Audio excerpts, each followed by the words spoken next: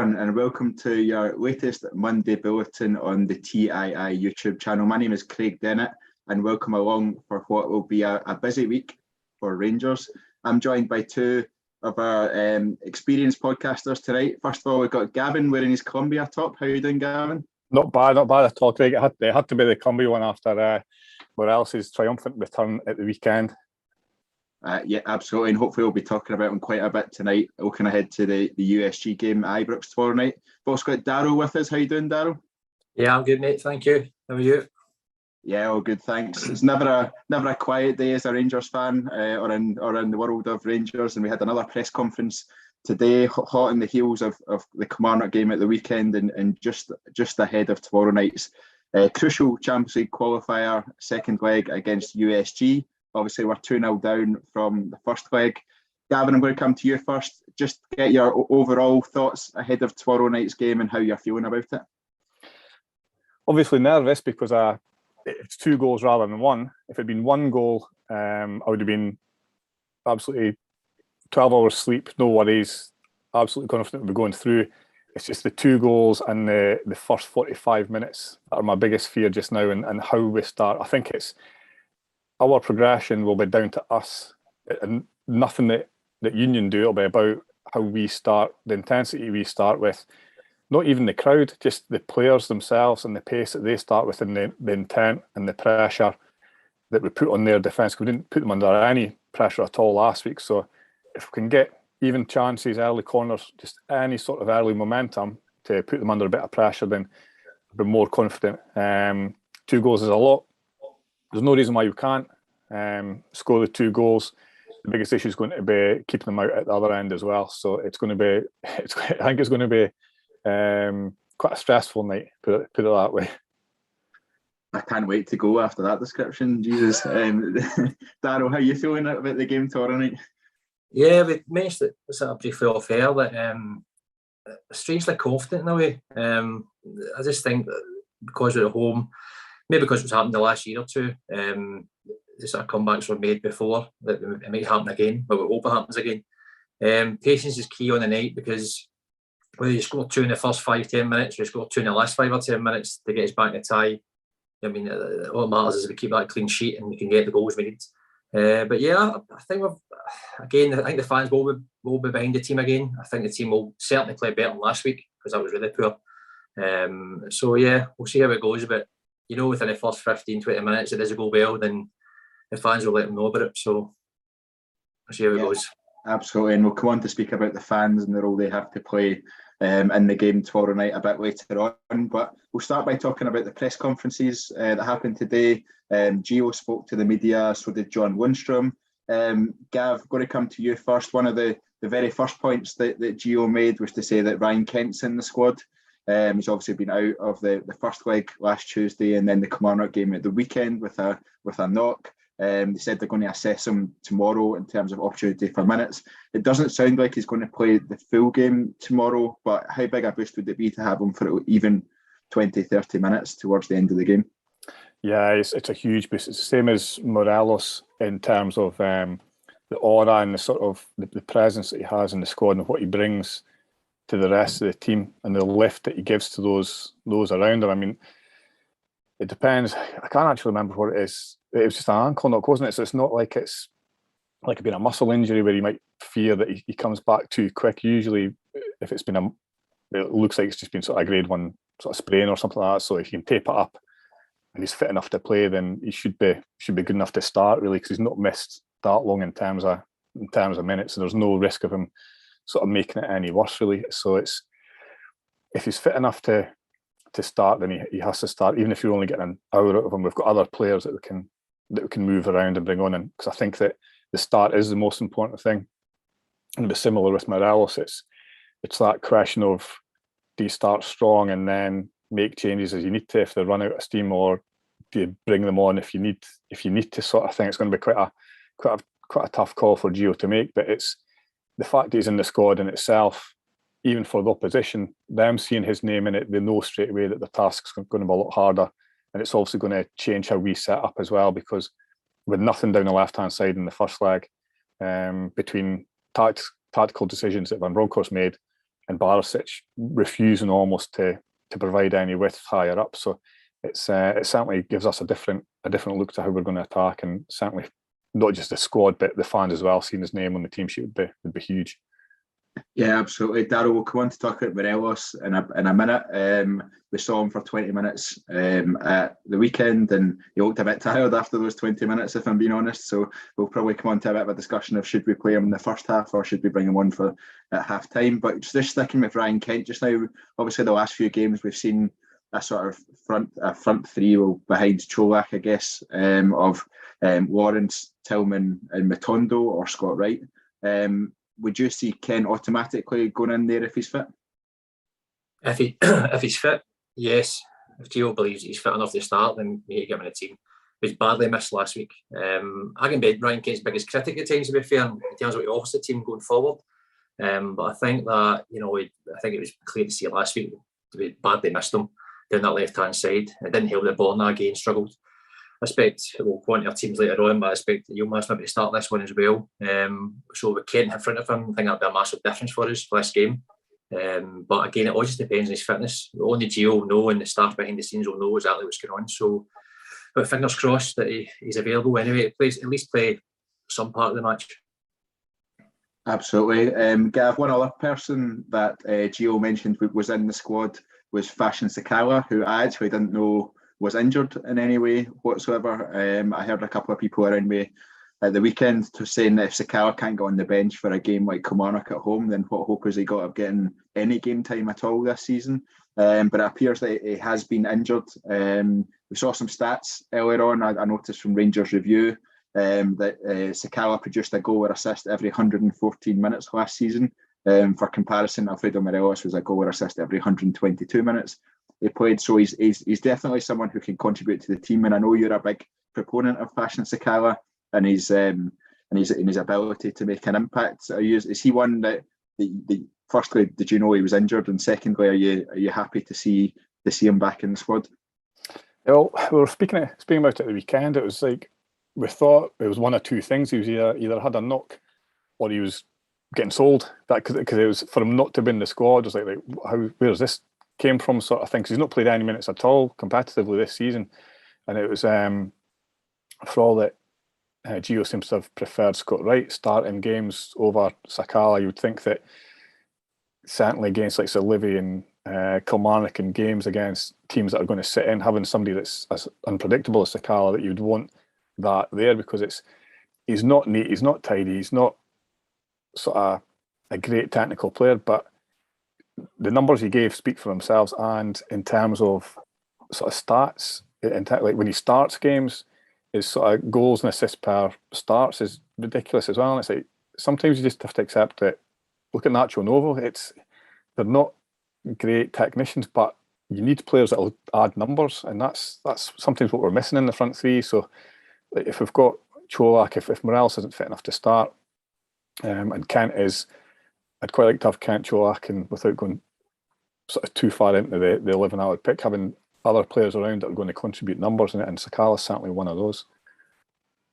Yeah, absolutely. Darryl, like Gav, I'm a big fan of Fashion Sakala. I think he adds a lot to our team, especially when teams are sitting deep. He offers us something different. Normally, when you get a team sitting deep, his pace, you can't really use it because they are sitting so deep. But Sakala has that ability to utilise that pace and really threaten, whereas other players may struggle in that sort of scenario. We've also seen Scott Wright be the sort of preferred option on the right of the front three so far to date. I personally would choose to start Fashion Sakala over Scott Wright for most games.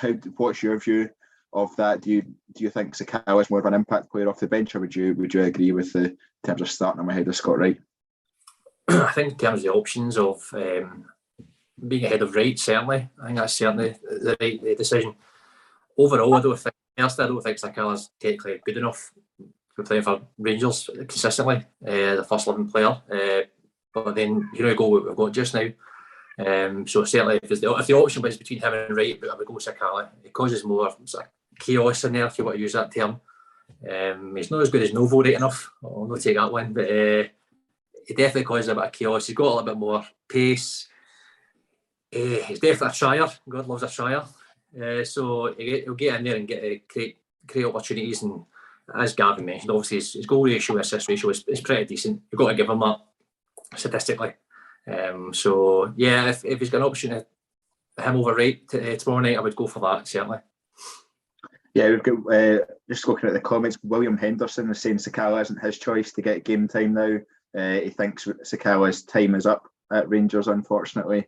But I think personally, and going by Gav, I think we're of the opinion that they should get more game time, and actually he's probably a bit higher up the pecking order than some others think. We spoke a bit about Morelos beforehand, Gav, his importance of him coming back, and I think even in that 20 minutes against Kelly, we saw just the impact he can make. The number of shots he managed to get off in those 20 minutes compared to the number of shots we managed as a team in the 70 minutes beforehand was really interesting to see. Gio says in his press conference that Morelos is progressing well after getting minutes.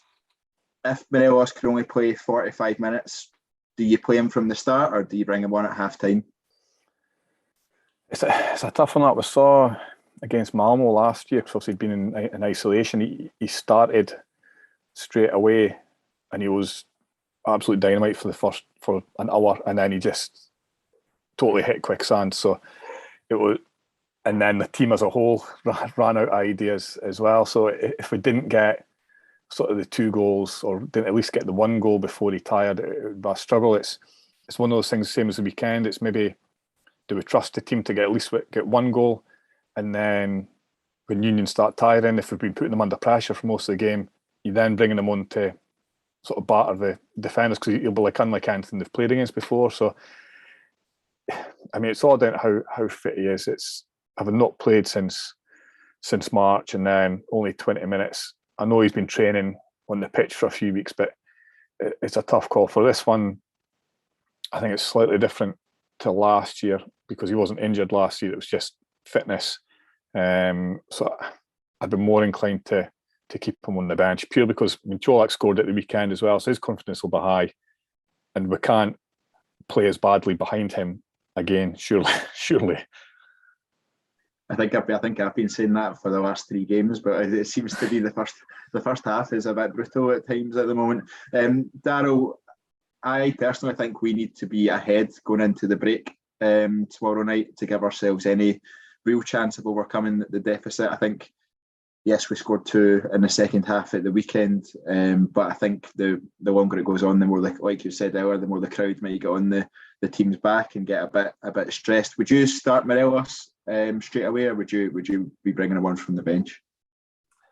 Again, it's a balancing act with the situation with his fitness. He did look a bit bust at the weekend. I thought he looked a bit top heavy as well. Obviously gets the goal, which is excellent.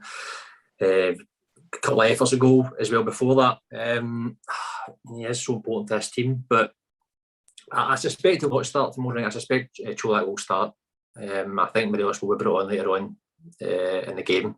Would I start personally? It just depends. I'll probably start him, even if he's half fit, to be honest. Yeah, I think I would start him as well, just to get that early hit on there. And if we don't start well, then I think it's a serious uphill battle for us. But I think that'll be down to the management team and figuring out his fitness on that side of things. Gav, at the start you spoke about our game plan, I guess, and how it needs to be so much different from last week. I think we all accept that and acknowledge it. I think even Gio acknowledged it in his press conference today. How do you see us changing, and how would you like to see us play tomorrow night? The obvious one is, and we saw all the pictures about the horseshoe shape of where the ball was getting passed, and even during the game we were all speaking about having 6 or 7 players either in line with or behind the ball, and that's not including our keeper. And it's like, you're not going to get any sort of penetration to any sort of defence if you're just constantly facing them, and there was nothing between sort of our back, our defence, midfield, our fullbacks. There was nobody taking any sort of risks to try and get beyond them or moving the ball quickly. And if a team's sitting in deep, you need one or two things. You need individual brilliance, so somebody like Kent that's going to beat a man, somebody like Sakala off the top of my head that's going to cause a bit of chaos, or you need to be passing the ball with minimal number of touches, not 3, 4, 5 touches. It has to be, regardless of who it is, whether it's Tillman playing as he did at the weekend, a bit more centrally, playing on the half turn and playing the little passes round the corner, little 1-2s, because no players can move quicker than the ball. So as soon as you start playing sort of one-touch passing, it might not come off all the time, but as we said at the weekend, if they're clearing the ball and they've not got anybody in our half, we're going to recycle it and go again. So you're as well trying these passes, these playing through balls, playing the balls around the corner, playing the one-touch stuff, and taking the risks, because if you're playing it side to side, you're not going to do anything. So you're as well taking the risks and trying to be more dynamic with how you're passing. And I think the other side of it as well is that when we do lose the ball, like, this is where Kent's important, is we've got to press higher up and try and force them into mistakes and try and turn the ball over closer to their goal rather than on the halfway line or in our half, and then give them time to set up, because it was happening too often last week. We're winning the ball back and then letting them get set up, going forwards, and then we were turning back out and starting again, and it was so poor. Darryl, we need to win by 2 goals at least tomorrow to at least take it into extra time and keep the tie alive. What changes do you see from last week in terms of style of play? Obviously, I assume the obvious one is not playing a back 5, but what changes do you think we have to see in the team style of play tomorrow night? Well, personnel changes right away. I was really surprised last week in how we set up. It was a bizarre. It was a Tavernier and Matondo right far up the right wing. I didn't understand it. The team seemed to have no balance to it whatsoever. The build-up play was slow. It was lethargic. There was no invention. There was no ideas. There was no link-up play with Cholak, which has been a big issue really since the start of the season. So I think personnel changes, as I say, we can get Kit in there. Morelos at a push as well. Moving to more a back 4 again, back to 4-3-3 again, is more likely. I probably expect Sandsman to come in again, play again, to be honest with you, in terms of playing out for the back. Yilmaz coming in might make a difference to the left-hand side. But that link-up play is key. That playing Tillman potentially in that number 10 role and get him to little flashes we've seen already, he can do, turn on the ball and face the opposition. The amount of times over the last 3 or 4 games I've been screaming out for somebody to take a touch and turn and face the opposition and give them something to think about, draw the opposition defence out. We just don't do it enough, if at all at times. So yeah, the setup needs to change. For Broncos, I think may have got it right, wrong last week. I'm not sure if there's miscommunication between the team and him, the cohesion. The team just seemed way off. It was really shockingly bad. So there's a lot of work on there. We know what they're going to do. We know how they're going to set up. Probably roughly the same as they did last week and try and catch us on the break. So we really need to get some ball players in there. For me, we're going to talk about the teams that are on, but again, somebody like Davis in there, Tillman in the 10, and get them thinking about what we're going to do next and create more opportunities. Absolutely, and I think from what we've seen over the past 2 games, when we play the ball quickly and when we move quickly, that's when we're at our most dangerous. As we see too often that we just play slow ball, and I understand the thought process of you're shifting the opposition about to try and find the space and all of that, but when we're at our most dangerous and when we've got our highest chance of scoring is when we play the ball quickly, and I think that's just something we need to do from the very start tomorrow night. Gav, a lot was made last season of the atmosphere at Ibrox and how intimidating it can be, and a lot of teams that came, so Dortmund, Leipzig, I'm almost amazed by the atmosphere at Ibrox and the impact it had on them, but also the impact it had on the Rangers team as well, and the lift it gave them. The atmosphere is going to be a huge part tomorrow night, I think, especially when there's such a big deficit to overcome. But the fans have to be patient, don't they? At the same time, we can't just start going on the players' back if we're not a go ahead at least after 15 minutes. Yeah, I think that's down to, it's not down to the players to set the atmosphere, but it's down to the players to make sure they reflect what the fans are trying to do in terms of how they play, in terms of sort of being intense with the pressing and the work rate and getting the ball back, and then the intent to go forward and not to turn out and go back, because you know for a fact as soon as if there's opportunities to go forwards and they stop, turn and come back again, there'll be groans, because that's what happened last week. There was times when we could have played through balls, a little clip balls over the top, and we didn't. We stopped and turned around and tried to start again. And it's got to be a mixture of both. The crowd will be there, but the players need to sort of respect that as well and actually and do their part as well. And they showed last year that they're capable of doing that. So it's I'd certainly trust them to put something in more similar to what we saw in the knockout stages of the Europa League, rather than sort of pedestrian sort of passing and slow build up that we saw last week. I'd certainly expect them to feed off it this week. Yeah, Darryl, one of the ways that Rangers managed to overcome deficits last year in our European run was with quick starts at home at Ibrox. We scored a lot of early goals, first 10-15 minutes last year, and I think James Tavernier was quoted as saying that was a big part down to the crowd and the energy that the crowd gave early on in games. I fully expect to see a lot of that tomorrow night, but how important is it that the team aren't able to just rely on the crowd as such, and that they take the impetus within the game? Yeah, it's a balance between the two. The team have got to set the tempo right for the kickoff, and they'll get the reception for the fans, and they feed off each other. That's the way it works in these games. The support will be there. As Gav says, though, if it goes a bit pear-shaped the first 5-10 minutes, as I say, we'll let them know. We're not happy with what's going on. So, yeah, but the goal would be massive. It's always a bit of a cliche, but it is. It really is. It does make a big difference. And we've seen that. We've got evidence of that for last year and the years before.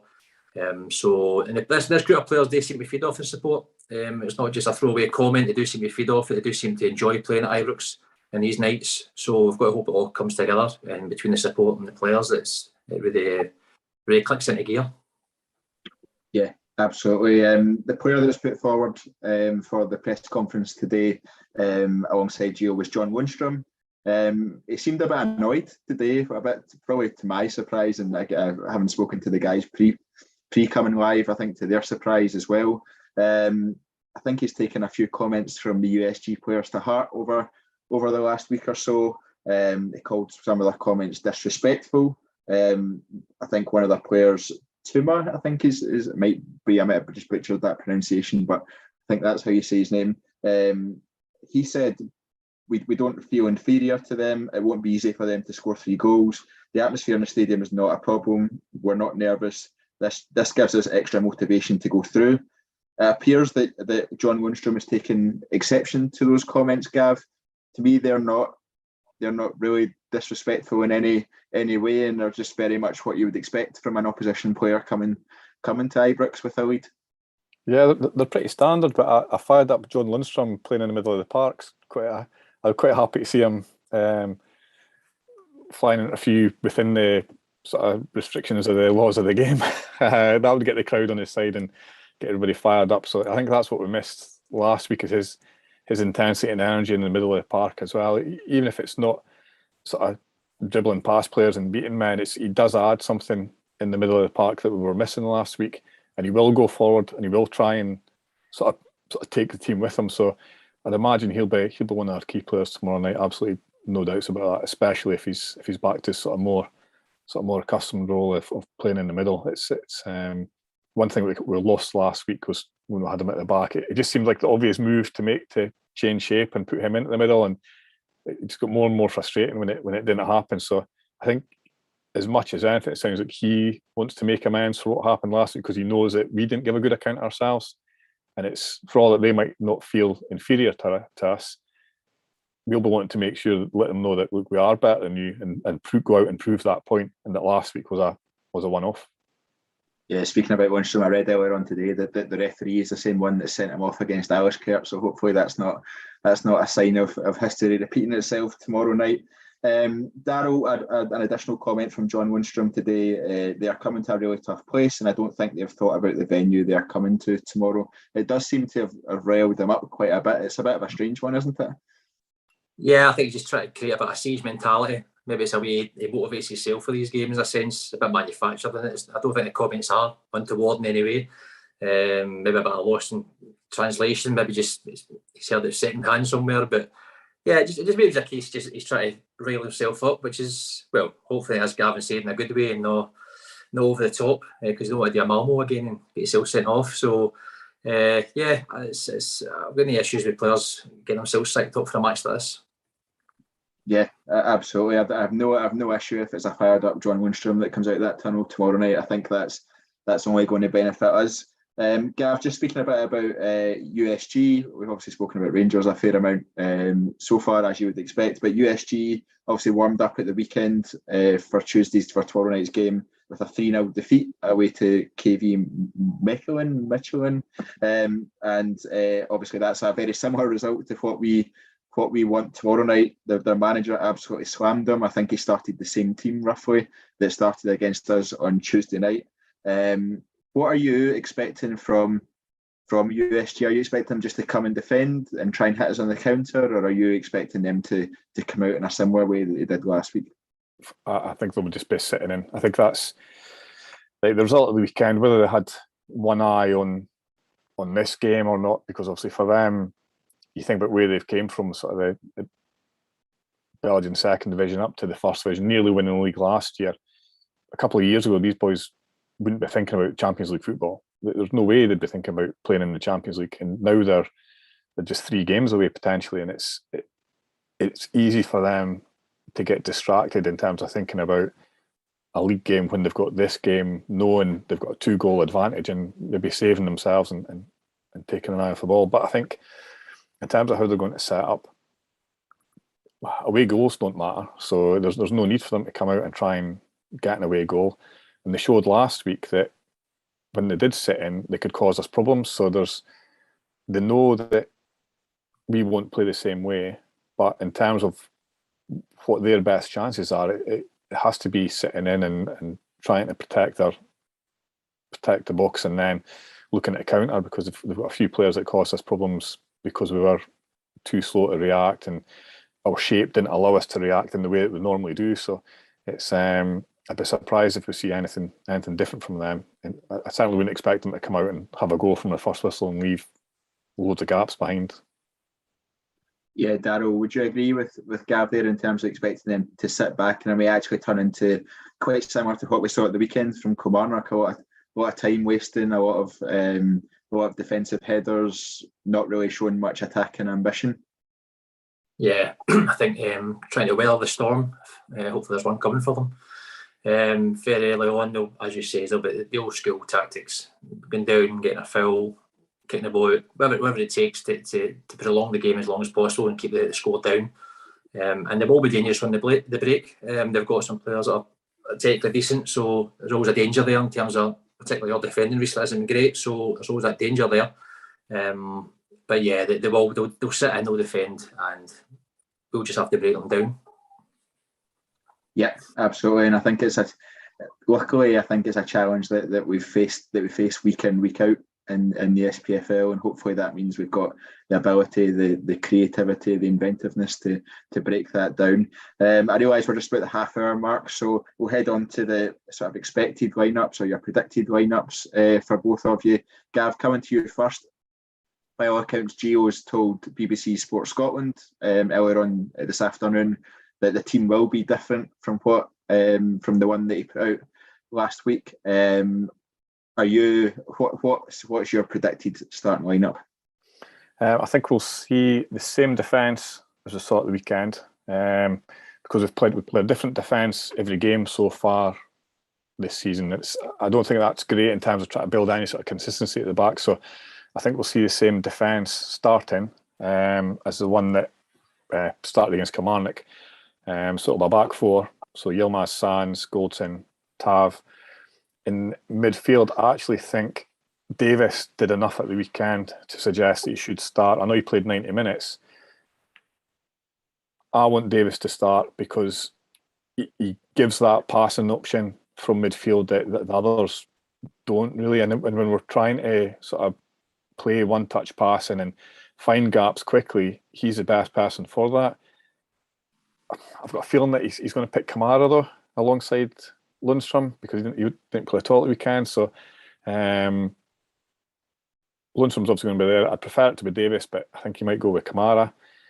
And then it depends on Kent's fitness. If Kent's fit, then I'd like Kent on the left, Tillman at 10, and on the right, probably Matondo, just because of his pace and his ability 1v1. I don't think Lawrence has done much wrong in terms of like how he played at the weekend and how he's looked so far. He's also willing to shoot from range.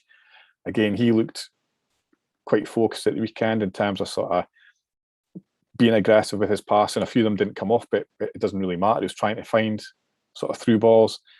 If Kent isn't fully fit, then I've got no problems with Lawrence being on one side and Matondo being on the other, whichever way that they set up. And I think it'll be Cholak starting purely because I think he's done enough in terms of his work rate, and his sort of conversion rate's been good, or certainly in terms of when we've created chances for him, he looks like he could score goals. So if we've got a more settled midfield, more aggressive how we pass and our press. As I saw at the weekend, as soon as we turned the ball over, Davis turned it over in midfield, and for Morelos' goal, I think that's what we need to do when we turn it over, move it really quickly, and we could get more out of him. So I think that's close to what we're going to get. However, I might change my mind and have other players starting by the time it comes to lunchtime tomorrow.